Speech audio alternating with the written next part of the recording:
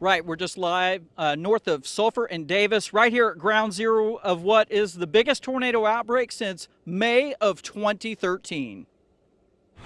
But this time, it was this rural area just north of Davis and Sulphur that experienced some of the most powerful winds on Earth. Winds that debarked trees and leveled this home. Inside, Leroy Doss was sitting in this recliner when the tornado completely destroyed his home. His back was broken, but miraculously, he and his wife survived. In true Oklahoma spirit, his neighbors have come to the rescue.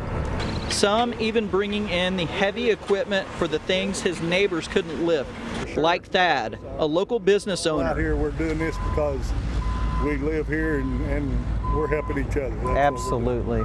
Yeah. This is Oklahoma spirit, isn't it? That's right. This is not costing the homeowners a dime for us to be here.